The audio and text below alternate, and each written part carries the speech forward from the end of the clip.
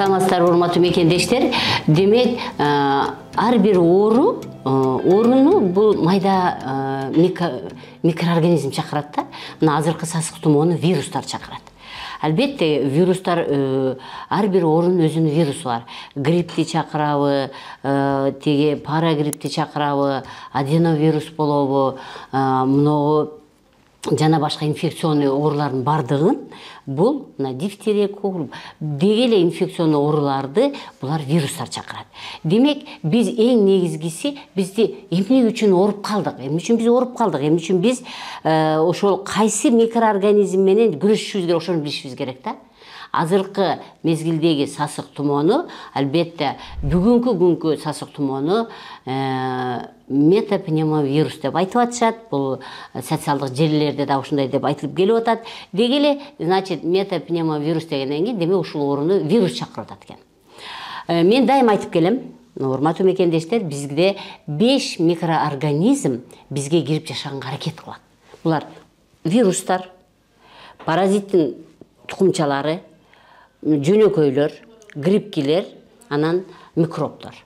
Мына ушул 5-өнүн ичинен кимиси көбөйүп кетишкен болсо, ошо менен ооруй берет. Мисалы, организмдин ичине микроб кирген болсо, значит, ал микроб менен, ошол микроб чакырат дагы, ошо микроб чакырган оору менен ооруй берет.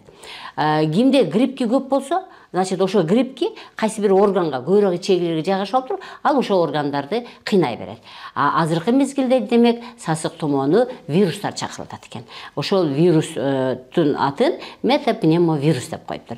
Эми вирусту эң негизгиси, урматтуу мекендештер, башында айтып кетейин, вирусту эч качан антибиотик өлтүрбөйт. Антибиотик алам деп аракет кылбаш керек. Антибиотик деген сөз бул микроб, мен айткан 5 микроорганизмден микробду гана өлтүрөт. А вируска противовирусный деген ичиш керек. А дүйнө жүзүндө противовирусный таблетка жок. Вирус эчтеке өлтүрө албайт. Вирус менен биз кантип күрөшөт экенбиз? Вирус менен биз ал киргенге чейин өзүбүздү профилактика кылышыбыз керек. Эмне кылышыбыз керек? Күнүгө эртең туруп, мурунду туздуу суу менен чайкайбызбы, сода суу менен чайкайбызбы, перекис суу менен чайкайбызбы? Демек, мен перекис суу деп аткандан кийин, урматтуу мекендештер, ошол сууга перексти кошуп мурдуңузду чайкаңыз деген сөз. Демек, алар бизге дем алган үчүн мурун аркылуу кирип атпайбы? Ооз аркылуу кириши мүмкүн, көз былжырчел аркылуу кириши мүмкүн. Демек, биз алар кирип аткан жолдорду биз ошол жакты щелочь деген демеге, сырдага, чөйрөгө айландырып турушубуз керек экен да. Ушул мен айткан 5 микроорганизм бардыгы щелочь деген сырдада жашабайт, щелочь деген чөйрөдө жашабайт. Демек, биз перекис суу менен мурдубузду чайкайбызбы, сода менен чайкайбызбы, туздуу менен суу менен чайкайбызбы? Булар щелочь суу болот экен дагы. Биз алар кирип аткан жолдорду даярдап турсак, алар киргенде бизге дальше кетпей калат экен. Мындан тышкары, албетте, мен альтернативдүү медицинанын врачы болгондуктан, мен дайыма профессор Неумывакиндин, мындан башка дагы ушул Неумывакиндин окуучуларынын ыкмаларын колдогон профессорлор менен, көбүрөөк ошолор менен байланышып, ошолордон сабак алган үчүн мен натуралдык ыкма менен гана дарылангыла деп көбүрөөк айтып келем. Демек, натуралдык ыкмаларга биз эң биринчи профилактикага, ошол мурун көңдөй, ооз көңдөй болобу, көз болобу, демек бизге кире турган жолдорду профилактика кылат экенбиз. Экинчиси, биз организмди суу менен кан тамырдын ичин ошол щелочь чөйрөгө айландырып турушубуз керек. Кан тамырдын ичи дайыма щелочь чөйрөдө турса, эмне кирип кетсе да, биз ошол успеть этпей калып, бизге ал кирип кеткен болсо, ал эми барып туруп канга кирет да. Демек, биз канды дагы щелочка айландырып турсак, алар бизде жашабай калат экен. Кандай щелочка айландырыш үчүн ошол эле имбирь суу болобу, лимон суу болобу, перекис суу болобу, сода суу болобу, чеснок суу болобу, мына 5 нерсени каалаган алыңыз да иче бериңиз. Күнүгө кечинде термоска кайнак сууга бир бүдүр чеснокту майдалап, кааласаңыз 2 бүдүрдү аябай майдалап туруп, термоска салып, кайнак сууну куюп коюңуз. Эртең менен туруп ошону ичесиз. эртең менен, значит, ооз көңдөйлөрүн чайкагандан кийин кааласаңыз мына ошол чеснок сууну ичип туруңуз. Эми мындан тышкары албетте чеснок суудан, эгер жок мен чеснок суу мага жакпады десеңиз, анда перекс менен ичиңиз, анда соданы гаситетиңиз. Мунун бардыгы албетте YouTube'да берилген. Кандай кылып ичиш керек, эмне кылыш керек. Кааласаңыз имбирди, мына кайнак сууга имбирди демдеп коюп коюңуз да эртең кечке ошол сууну ичиңиз. Демек, сууну кандай өлчөмдө ичиш керек? Ар бир адам өзүнүн килограммын 30га көбөйтүш керек. Эгер сиз 70 кило болгон болсоңуз, 30га көбөйтсөк 2 литр 100 мл болот. Сиз кечке ошол 2 литр 100 мл ичсеңиз, сиз үчүн кандын ичи шолот чөйрөгө айланып берет. Эми аны кандай кылып ичиш керек? Сөзсүз түрдө эртең мененки тамактын астында, түшкү тамактын астында, кечки тамактын астында ошол эчтекеси жок эле чала кайнатылган сууну ичесиз. Андан кийин тамактангандан кийин мына ушул 2 литр 100 мл уртап, мен айтам, многу 500 мл термос да, ушу термосту 2 саат ичип бүтүшүңүз керек. Демек, сиз өтө көптөн эмес, ушул бир жутум же 2 жутумдан ичип турушуңуз керек. Ушинтип сиз муну 2 саатта түгөтөт экенсиз. 2 саатта жарым литр түгөтөсүз, 2 саатта жарым литр түгөтөсүз, 2 саатта жарым литр түгөтөсүз. Ошентип сиз немеңизге жараша, килограммыңызга жараша ошону бүтүргөндөн кийин, демек сиз каныңызды щелочка айландырып салган үчүн, сизге жаныңызга келип бирөө чүчкүрсө дагы, сизге кирген вирус каныңыз щелочто болуп турган болсо, значит, ал сизде жашабай калат дагы, сиз азыркы сосуд тумоо менен оорубай калат экенсиз. Демек, бул экинчиси экен. Биринчиси ооз көңдөйлөрүн, бурун көңдөйлөрүн неме кылышыбыз керек, тазалап турушубуз керек экен. Экинчиси каныбызды щелочка айландырып турушубуз керек. Эми үчүнчүсү ичкен тамагыбызды жөндөшүбүз керек. Албетте, адам ооруп аткандан кийин ал күчтүү тамакты иче албайт да. Демек, организм жеңил тамакты сурап калат. Организмге жеңил тамакты беришибиз керек. Жеңил тамак оңой сиңет. Анан ошо тамактын дагы щелочь боло турган, кандын сиңгенден кийин кандын ичинде канды щелочка айландыра турган гана тамактарды ичип турушубуз керек экен. Булар албетте сууга бышылган тамактар экен. Сууга бышылган күрүч болобу, сууга бышылган гречка болобу, таруу болобу, ашкабакты сууга бышып ичесизби, кайнатылган шорпу ичесизби? Ушунун бардыгы кандын ичин кычкыл чөйрө кылбастан щелочь чөйрө кылып берген үчүн бизге кирген сосуд тумоонун вирусу бизде жашабай калат экен. Эми көбүнчө менден сурашат да, кыргыздын улуттук тамактарын жесек болобу? Албетте болот. Эмне үчүн кыргыздар куйрук жедирген? Куйрук бул щелочь. Урматтуу мекендештер, ушуну кулаңыздарга түйүп алыңыздар. Кыргыздын койдун куйругу бул щелочь болуп саналат. Анан өпкөнүн клеткалары көбүнчө май менен тамактанган үчүн, май негизги составын, өпкөнүн клеткалары негизги составын майдан турган үчүн, кыргыздар илгери жөтөлүп калса, куйрукту сордурган, куйрукту жедирген. Демек, куйрук бул щелочь экен дагы, бизди ар түрдүү вирустан сактайт экен. Албетте, эми муну күнүгө жей албайсыз, күнүгө жесе дагы биздин организмибиз, биздин ашказаныбыз ага ылайыкташтырылган эмес. Эми ушул жерде да урматтуу мекендештер, жакшылап ушуну көңүлүңүздөргө түйүп коюңуздар. Ашказандын ичиндеги клеткалар бардык тамакты 4 күндө бир сиңирет. Сиз бүгүн куйрукту жедиңиз. Ал ашказандан чыккан, ашказандын согун чыгарган клеткалар сокту чыгарып, куйрукту эритип берет экен дагы, ошол клеткалар өлүп калат экен. Ал 4-күнү гана пайда болот экен. Демек, сиз тамакты 4 күндө бир алмаштырып турат экенсиз. Куйрукту 4 күндө бир жей бериңиз. Жылкынын этин 4 күндө бир жей бериңиз. Койдун чорпосун 4 күндөн биринде жей бериңиз. Бүгүн горох суп ичкен болсоңуз, эртең кой шорпосун ичиңиз. Бүрсү күнү балык жеңиз, наркы күнү овощной суп ичиңиз. Көрдүңүзбү? 4 күндө бир тамакты алмаштырып туруу бул бизге келип аткан вирустан сактануу болуп саналат. Эмне үчүн биз вирус кирип калгандан кийин эле ызылда бала чакабызды көтөрүп алып турган, өзүбүздү эсибизди ооп жыгылып анан үйдөгүлөр насылкага салып больницага алып барып калганын кереги жок. Адам биринчи профилактика менен заниматься этиш керек. Демек, сиз оорубай калыш үчүн организмиңизди дайыма щелочто кармап жүргөн болсоңуз, сизге любой вирус киреби, құрт киреби, тұқымчасы, башка киреби, кирип киреби, сиз аны жеңип кетет экенсиз.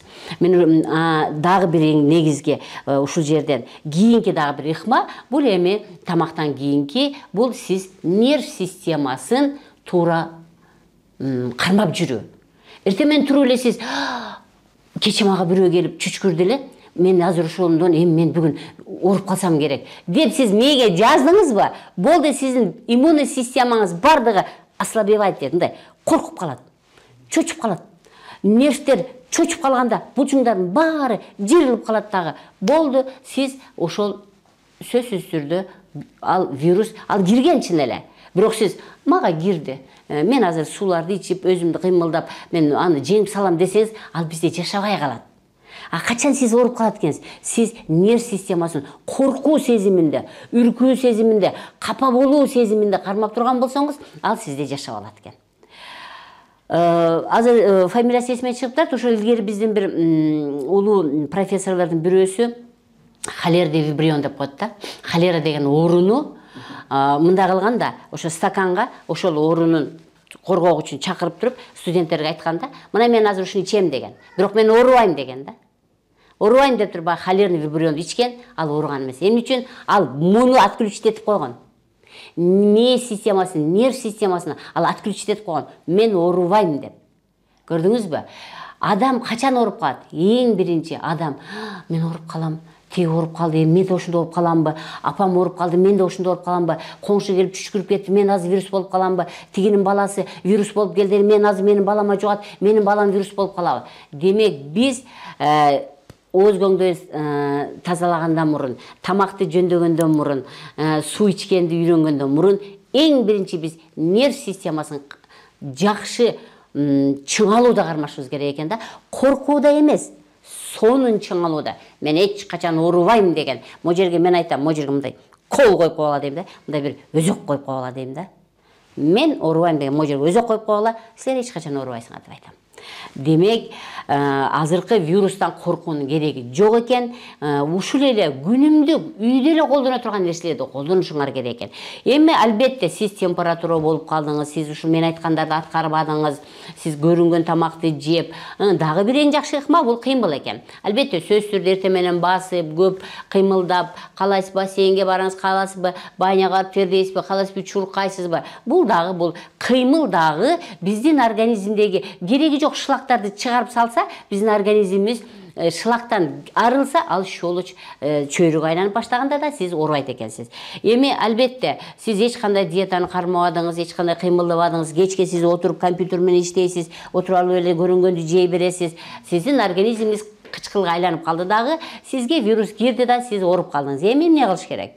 Эми ошол эле нерсе, ошол эле ысык мен айткан, башында айткан ысык термоста сууларды иче бериңиз, төлкө суу менен ичиңиз, кола, фанта, let's go болобу, башка болобу, фастфудтар булар эч качан сиздин организмиңизди кычкыл чөйрөгө айландырып бербейт, сиз жакшы болбой жата бересиз. Анан, конечно, ал вирус сиздин өпкөңүздүн клеткаларын, андан ары кетип кан менен барып дагы башка ичегинин клеткаларын баарын кыйнап койгондон кийин, анан албетте сиз мен өтө эле катуу ооруп калдым да, анан кийин антибиотик ала баштайсыз. Жок, ошондой деле антибиотик албай туруңуз, шашылбаңыз. Сиз натуралдык эле ошол чөптөрдү ичиңиз. Албетте чөптөр дагы ошо экиге бөлүнөт. Щелочь чөптөр жана кычкыл чөптөр болуп бөлүнөт. Ошо щелочь чөптөргө ошо мисалы ошол эле мен айткан, башында айткан лимон, имбир, перец, шулардын баары щелочка кирет. Ошол эле щелочь сууларды иче берет экенсиз. Эми ушул мезгилде сиз ооруп калганда сөзсүз түрдө сиз үйдө жаткан болсоңуз ичегини тазалаңыз. Бул ичеги бизде ички ичеги ашказандан кийин ички ичеги жана жоончек экөө биригип, бирөөндө 6 метр, бирөөндө 10 метр, бирөөндө 12 метр. Ичегидеги керексиз нерселерди тазалап салуу организмди жеңилдетип берет дагы, кирген вирусту эртерээк кууп берет да. Сөзсүз түрдө жаш балаңыз бар, туулган баладан баштап 70-100гө чыккан апаңыз болобу, чоң атаңыз болобу, чоң энеңиз болобу, дегеле бардыңарга үйдө дайыма кружка эс марка турсун. Бул клизма жасай турган буюм. Значит, кружка эс марканы коюп койсуңар дагы, сода суу менен же перекс суу менен же ромашка суу менен клизма жасайсыз. Кантип жасайсыз? Кечинде жатаарда 3 мал катарынан ошо 2 литр сууну коясыз. Канча кирген болсо ажатканага барып бошонуп келесиз, кайра келип жатасыз, дагы жасайт, дагы ажатканага барып келесиз, дагы жасайт. 3 жолу катарынан сизге клизма жасасын. Эми албетте 3 күндөн 6 күнгө чейин жасайсыз. Мына ошондо дагы сиз азыркы вирусту жеңип кетет экенсиз. Демек жакшы болуш үчүн тамак деле жөндөбөстөн, сууну эле жөндөбөстөн, кыймыл, профилактика кылгандан дагы кошуп, нервти кармоодон дагы кошуп туруп, бул биз ичегидеги керексиз бизде жаткан каловый камни деп коет. Ошо заңдар катып, мен эч бир ушунча адамдарды көрүп атам, эч бир адамдын ичегиси таза экенин көрө элекмин да. Ошо катып калган ичегиде заңдарды чыгаруу дагы бизге кирген вирус менен оңоюраак күрөшөт экенбиз. Эми албетте менин эң негизги менин методум бул висцерал массаж жана лимфа массаж деген 2 массаж менен иштеймин. Демек буларды мен YouTube'да бергенмин. Висцерал массаж деген урматтуу мекендештер мына ушул курсактагы органдарды түртүү деп аталат. Эң сонун сиздин мына бир эле азыркы вирус эмес, сиз бардыгы эле дүйнөдө 1100 оору бар, бардык оорудан арылам десеңиз, мен азыр башында айткан ыкмалардын баарын колдонуп, анан кийин сөзсүз түрдө күнүгө үйдө курсагыңызды басышыңыз керек. Мен дайым айтып келем, илгери биз ооруп калганыбызда айылда бир кемпир болчу эле. Бар ошо рабенеңе барып кел дейт эле, барсаң эле ичиңди кармап, киндиктериңдин тучтарын кармалап, анан белиңдеги терини тартып, анан тапылдатып бизди уруп койсо эле, биз сонун болуп кетип калат элек. Мына ошол методду биз азыр профессор Александр Тимофеевич Агулов деген орустун кыйын альтернативдүү медицинанын профессору, Россияда 45 жыл мурун ушуну иштеп тапкан. Анын абдан сонун мынандай методдору бар. Мынакей ошол кишиден үйрөнүп келип, биз алар старославянский метод деп коет. Биз болсо курсакка массаж жасоо деп, мына ушул курсакка массаж менен заниматься этебиз.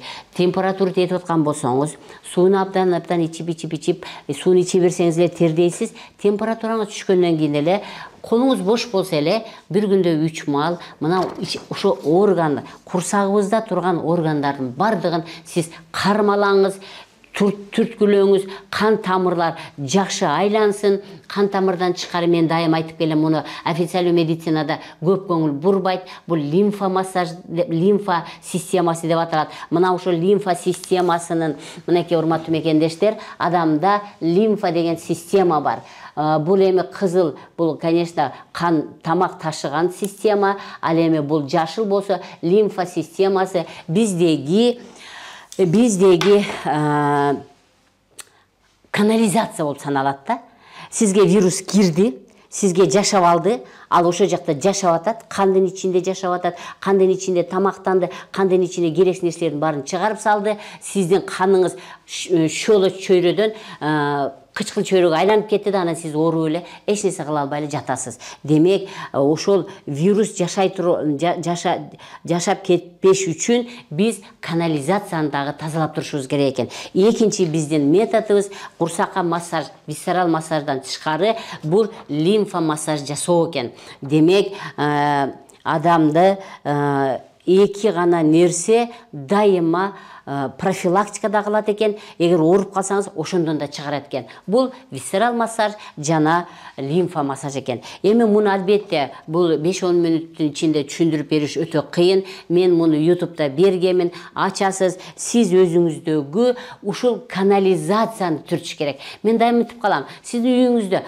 канализацияңыз толуп калса, сөзсүз түрдө сантехник чакырасыз да. Демек, сантехник биз өзүбүзгө, сантехник биз өзүбүз болот экенбиз. Эмне кылат экенбиз? Эң негизгиси биринчи ушул бездер, урматтуу мекендештер, ушул биздин канализациябыз агып барып туруп, мына ушул биздин акырек сөөктүн жанындагы веналарга куюлат да. Мынакей ушул денебиздеги бүт мусорлар мына буттун учунан барып бияка куюлат экен, колдун учунан барып бияка куюлат экен, баш жактан келип туруп бияка куюлат экен, вена тамырларына куюлуп берет экен. Мына ошо вена тамырлары канализациядан, лимфа системасынан мусорларды алгандан кийин бөйрөккө жеткирип сыртка чыгарат экен, ичеги апарып заң кылып чыгарып берет экен.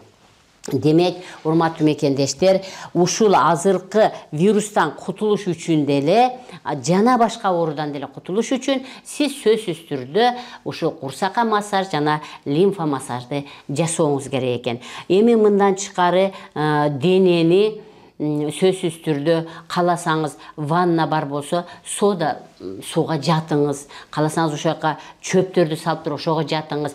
Териде эң көп лимфа системасы бар да. Ошо тери аркылуу дагы сизге кирген вирустун мусорларын, сизге кирип жашап аткан, өлүп калган вирустарды чыгарып салыш үчүн биздин заң чыккан системасы, сийдик чыккан системасы жана териден чыгып аткан терибиз үчөө жакшы иштеп турса, сиз бул ооруну оңой жеңип, эч кандай татаалдашуу, осложнение болбостон бул оорудан оңой кутуласыз деген ишенимдемин. Демек, ушунун баарын аткарасыз, сиздин ден соолугуңуз чың болот. Мен сиздерге ден соолук каалайм.